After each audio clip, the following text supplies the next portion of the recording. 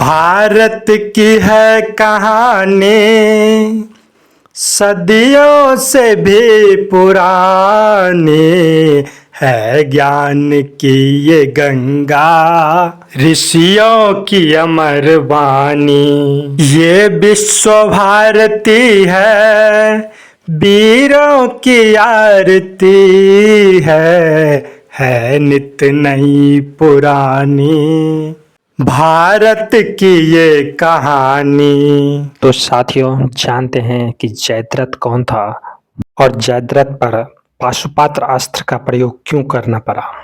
क्योंकि उसकी अत्याचार की सीमा बढ़ती ही जा रही थी। जयद्रथ सिंधु देश का राजा था। जयद्रथ सिंधु नरेश वृद्धवृक्ष का पुत्र था, जो दुर्योधन की बहन दुशाला का पति था। इसलिए वह कौरवों और पांडवों का जीजा भी था। जयद्रथ ने पांचाली यानी कि द्रौपदी को बहुत बड़ा अपमान भी किया था। जब वह वन में रहती थी, एक दिन पांचाली अपने घड़ा लेकर पानी के लिए जा रही थी। सिंधु नरेश जयद्रथ भी वहां से गुजर रहा था, तो उसने देखा कि वह द्रौपदी जा रही है, तो उसको रथ रोककर उसे छेड़खानी करने लगा और उसको ले जाने की कोशिश करने लगा, लेकिन जबरदस्ती हट करके उसको अपने रथ में बैठाता है और लेके जाता रहता है। और वो चिल्ला चिल्ला के बोलती रहती है कि तुम छोड़ दो, मुझे छोड़ दो। और वह नहीं छोड़ता है। तुम शायद ये नहीं जानते हो कि मैं 5-5 महारथियों की पत्नी हूँ। तुम्हें तो ऐसा दंड मिलेगा कि तुम सोच भी नहीं सकते हो। और वही हुआ दोस्तों, कि उसको ऐसा दंड दिया गया इस छेड़खानी की वजह से। उसका दंड पांडवों ने जयद्रथ को ऐसा दंड दिया कि वह सोच भी नहीं सकता था और वह शर्म के मारे कहीं जा भी नहीं सकता था। तो उसको सर मुंडवाकर उसे छोड़ दिया गया और उसका बदला वह युद्ध में लिया। इस महाभारत के युद्ध में वह कौरवों की तरफ से लड़ाई लड़ी थी। जयद्रथ जैसे कई महायोद्धा ने मिलकर अभिमन्यु का वध किया था। और इन दो महागलतियों के कारण अर्जुन ने भी प्रतिज्ञा ले ली थी कि मैं जयद्रथ को कल का सूर्य अस्त नहीं देखने दूंगा। और वह प्रतिज्ञा यह भी लिया था कि मैं अगर जयद्रथ वध नहीं किया तो मैं अग्नि समाधि ले लूंगा।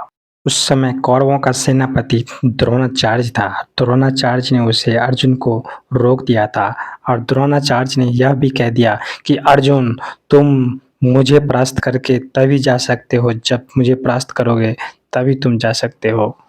द्रोणाचार्य और अर्जुन का द्वंद्व युद्ध चलता रहा। अंत में द्रोणाचार्य को अर्जुन ने प्रणाम किया और वहां से जाने लगा। फिर द्रोणाचार्य कहता है, मुझे परास्त किए ही बिना जा रहे हो अर्जुन? फिर अर्जुन कहता है, स्वयं बाप के सिवा आपको कोई परास्त नहीं कर सकता है। जयद्रथ को यह वरदान दिया गया था कि उसकी मृत्यु जो भी करेगा उसके सिर में ऐसा ब्लास्ट होगा कि जो मृत्यु करेगा उसकी मृत्यु हो जाएगा वहां पर। और यह बात श्री कृष्ण जानते थे, तभी श्री कृष्ण अर्जुन को यह कहता है और समझाता है कि ऐसा बाण चलाना पार्थ कि इसका सर सीधा इसके पिता वृद्धवृक्ष के गोद में जाके गिरे। जयद्रथ को बचाने के लिए कौरवों की सेनापति सारे महारथी कर्ण, अश्वत्थामा, द्रोणाचार्य, कृपाचार्य सभी उसको एकत्रित करके उसको घेर रखा था ताकि उस पर कोई हमला ना हो। चारों तरफ से युद्ध चलता रहता है। तभी श्री कृष्ण एक लीला दिखाता है सूर्य अस्त करके। सूर्य अस्त होते ही कौरव सेनापति में खुशी का माहौल आ जाता है और वह सब लोग हंसी से खूब झूमने लगता है। अब तो अर्जुन को अग्नि समाधि लेनी ही पड़ेगी और उधर जयद्रथ खूब खुश होता है।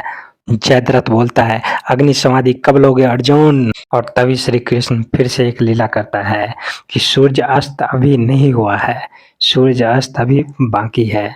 क्योंकि सूर्य अस्त तो श्री कृष्ण ने जानबूझकर किया था, क्योंकि इसका माहौल देखना चाहता कि कौन खुश हो रहा है कौन क्या। अर्जुन ने तो कुछ पल के लिए यह सोचा था कि अब मुझे अग्नि समाधि लेनी ही पड़ेगी, लेकिन यह तो श्री कृष्ण का लीला था। फिर श्री कृष्ण अर्जुन को संदेश देता है और कहता है, अभी सूर्य अस्त नहीं हुआ है पार्थ, अब वो देखो सूर्य और वो देखो जयद्रथ।